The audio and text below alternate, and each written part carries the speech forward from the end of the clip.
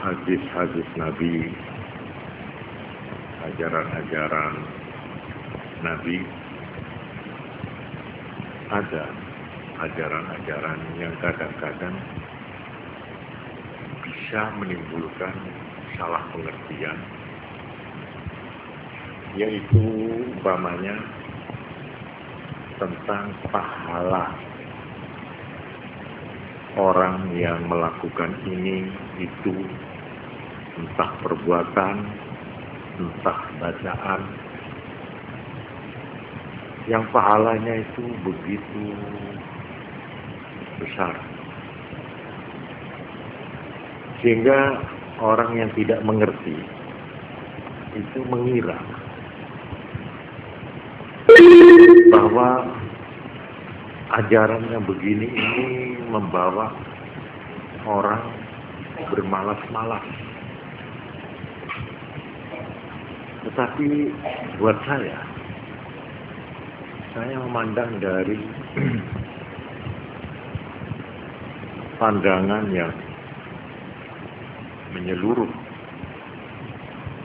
bahwa Islam itu memang merupakan kesatuan ajaran.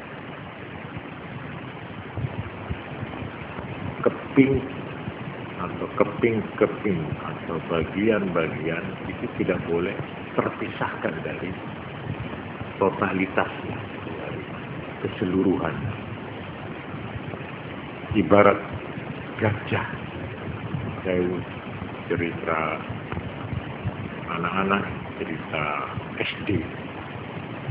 Gajah itu kalau kita lihat secara keseluruhan, kita baru mengerti bentuknya yang sebenarnya, yang terdiri dari macam-macam bagian yang kadang-kadang seperti bertentangan.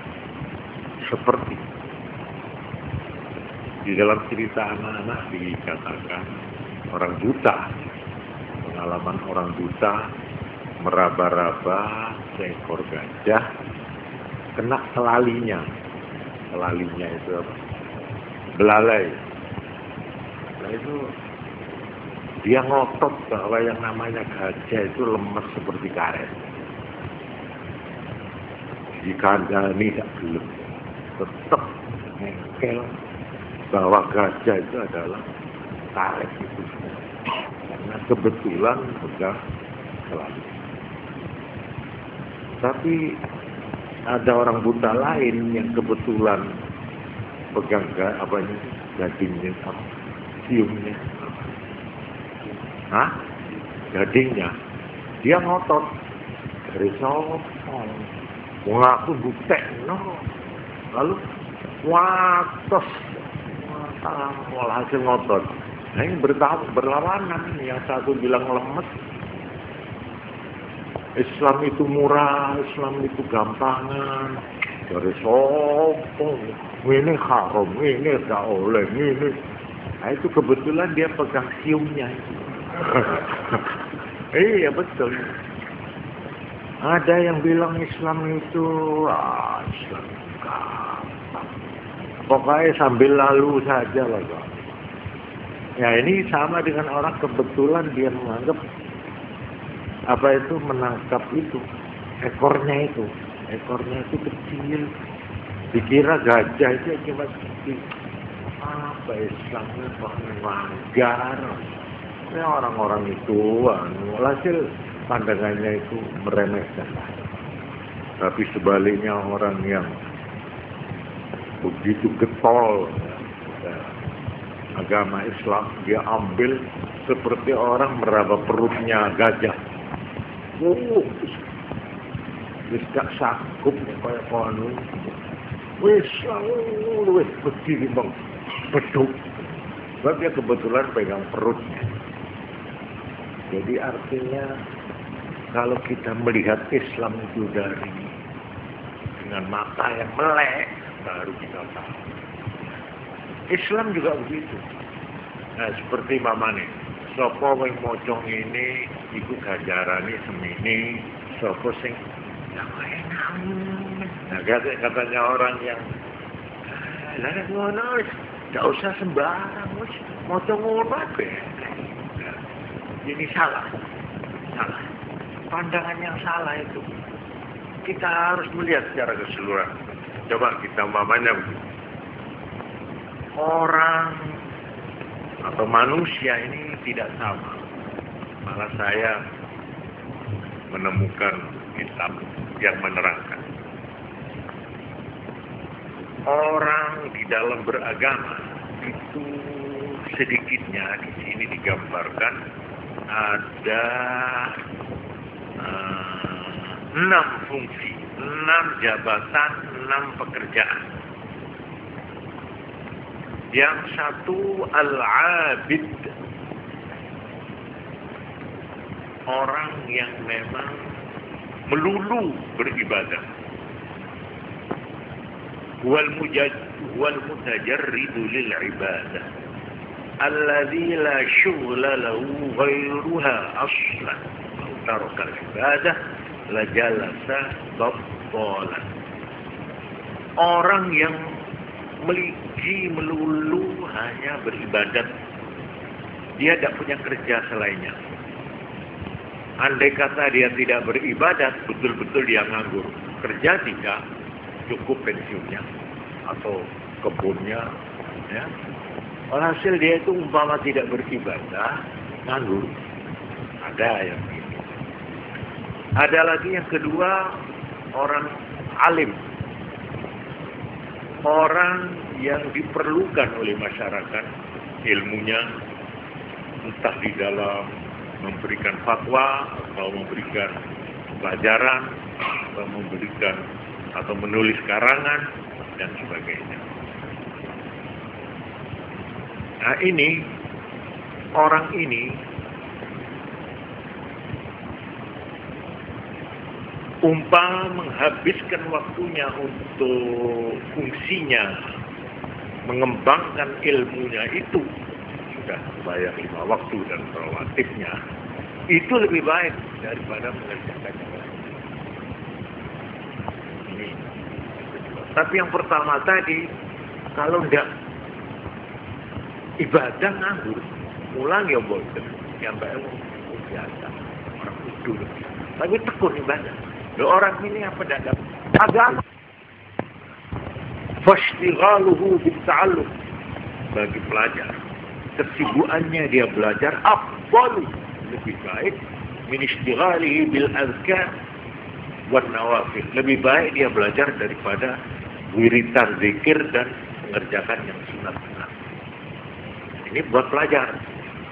Jadi waktu buat pelajar itu lebih baik digunakan untuk pelajarannya. Ya sudah tentu 5 waktu itu minim, itu tidak boleh ditawar kalau itu, ya. Itu minim sudah semua, ribut gak ribut, jabat besar apa kecil apa menengah, itu sama kan, minimal.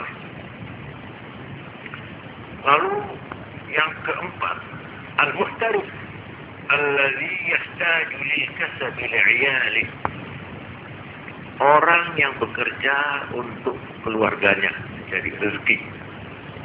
Ini yang banyak. Laisa lahu an yudayyi'al 'iyal, dia tidak boleh menyia-nyiakan keluarganya. Wa yastaghriqal awqat fil ibadah, lalu menghabiskan waktunya untuk ibadah. Tidak boleh. Dia harus kerja. Walaki yanbaghi alla yansa zikrallah fi sina'atihi biqalbihi. Cuma ya sekalipun begitu diharapkan sedikitnya dengan hatinya ia selalu ingat kepada Allah dimanapun dia bekerja itu. Jadi sambil bekerja jangan sama sekali melupakan Allah. Nah, terhadap orang ini di sini dikatakan dia membaca tasbih, berzikir, dan dia kalau secara zikrul wafil wajah Fatihah minim. Dimanapun kita berada, ya, di kereta api, kerja di pasar atau di baca Fatihah itu paling minim itu. Saya kira tidak berat kalau cuma baca Fatihah. Nah, buat orang ini dikatakan, maka tiap langkahnya, tiap gerak-geriknya yang memang dia betul-betul bukan karena mencari kekayaan untuk sok atau untuk sombong-sombongan, untuk panas-panasan, jor-joran, tapi betul-betul untuk menghidupi keluarganya, orang tuanya atau anaknya yang belum bisa kerja. Tiap langkahnya itu sama nilainya dengan orang yang zikiran, orang yang pegang tasbih itu. Sama itu. Tiap langkahnya dihitung oleh malaikat. Dinilai sebagai ibadah kepada Allah. Asal niatnya baik ya. Kalau niat kerjanya itu niatnya kurang baik, tentu saja ya tidak termasuk. Kemudian yang kelima, al-wali, orang yang menjadi penguasa, orang yang jadi imam, orang yang menjadi hakim, orang yang menjadi pemimpin yang dibutuhkan untuk kepentingan rakyat, untuk kepentingan umat, untuk kepentingan orang banyak, dengan tujuan ikhlas dan berbakti. Maka orang ini lebih baik dia itu sibuk dan menghabiskan waktunya untuk mengurusi kepentingan orang banyak. Ya sudah tentu sudah mengerjakan yang wajib-wajib. Cuma kalau bisa seperti yang dilakukan Sayyidina Umar bin Khattab pada waktu beliau jadi kepala negara, Amirul Mukminin, beliau itu tidak pernah mengenal jam kerja. Mulai pagi tidak ada jamnya, terus sampai sore. Nah, kalau sudah habis isya, baru beliau tidak keluar-keluar. Beliau khusus melakukan wirid malam. Jadi beliau itu kalau wiritan, baca Quran dan sebagainya, malam. Sehingga kadang-kadang beliau itu tidak mengasuh. Memang kebetulan fisiknya itu kuat beliau. Dari siang itu kerja non-stop, dan malam dia tidurnya itu larut. Sampai ada orang menegur Umar, Amirul Mukminin, ya apa? Ya ini maaf, saya ingin tanya. Kalau saya lihat sampai ini kerjanya kok non-stop dan tidak tidur. Lalu tidur sampean, istirahat sampean itu kapan? Jam berapa? Jawab beliau, ya saya mulai pagi. Kalau siang saya mengurusi kepentingan orang lain. Ya kalau malam, kalau saya tidur kan saya ini namanya rugi. Saya melayani orang lain tapi saya tidak melayani diri saya sendiri. Lalu sebagian saya apa? Saya cuma memberikan pimpinan dan kepentingan orang lain, sedang saya sendiri tidak saya pimpin, tidak saya beri bagian. Karena itu saya pada waktu siang kerja untuk rakyat, tapi malam kerja untuk saya menghadap Tuhan. Ini al-wali.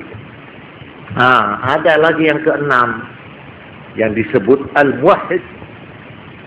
Nah, ini orang yang sudah kerjanya itu katakanlah stop kontaknya Tuhan di bumi. Dia tidak pernah melepaskan hubungannya dengan Tuhan sedetik pun. Ini muwahhid.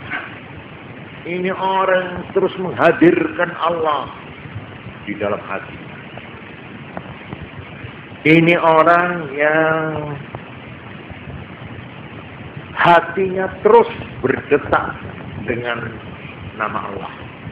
Sekalipun mulutnya sudah tidak mengucapkan, tidak bergerak. Nah ini orang yang sudah tingkat ibadahnya itu sudah tinggi sekali. Ini orang ini kadang-kadang dia bergaul dengan kita secara fisik, tapi hatinya tetap bersama Allah. Orang ini satu detik lupa pada Allah itu sudah dosa besar. Ini ada orang yang begini ini, ya. Jadi artinya, ya ini tidak saya perpanjang. Insya Allah ada kesempatan lain.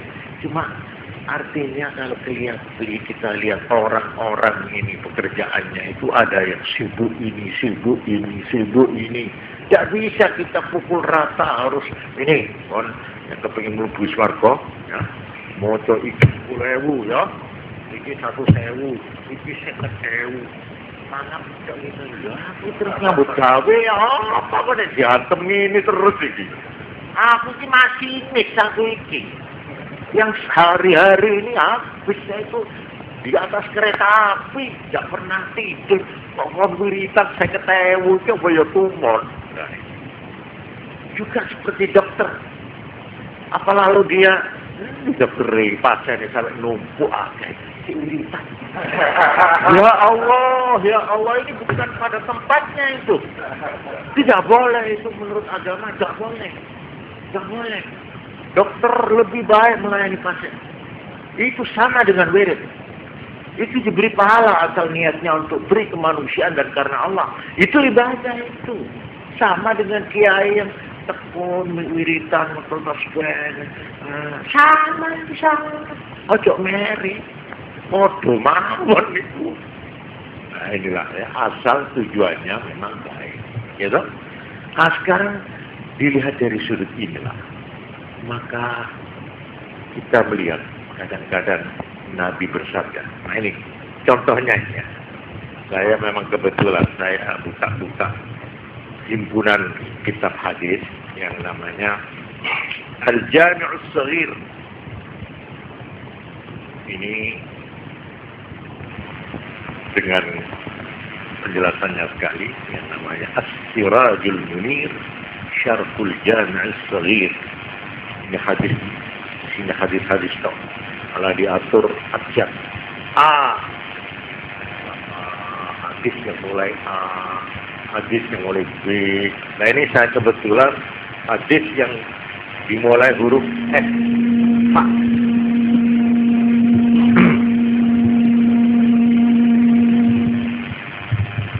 Di sini ada hadis yang dimulai dengan Fa. Fatihatul Kitabi ta'dilu bisulusayil Qur'an. Fatihah Qur'an. Nek maca Fatihah satu kali itu mengimbangi 2/3 Qur'an. Iya, bagaimana itu?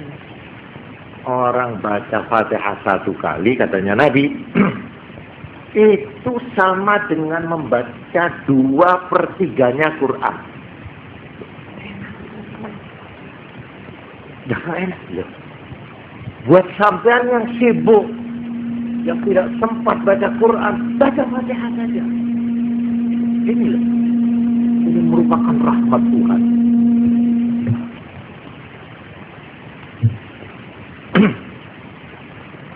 Ini hadis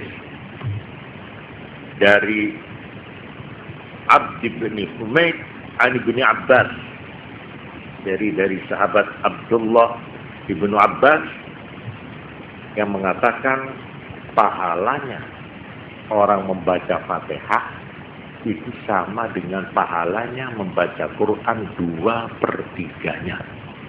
Ini kalau kita lihat sepintas masuk akal itu ya apa sih? Ya memang kalau mau dimasukkan akal kita harus lihat Fatihah itu apa. Seluruh isi Quran yang 30 juz itu diringkus dalam Fatihah yang terdiri hanya dari 7 ayat. Jadi 7 ayat ini merupakan preambel. Fatihah itu mukaddimah, pendahuluan, pembukaan dari Quran yang tebal itu. Seluruh isi kandungan Quran itu secara padat sudah dimasukkan di dalam Fatihah yang terdiri dari 7 ayat. Memang ada salah satu studi yang perlu diperhatikan ya, bahwa Quran itu termasuk mukjizat. Artinya sesuatu yang istimewa ya, yang membuat orang tidak mampu mengimbanginya. Quran itu disebut mukjizat. Mukjizat itu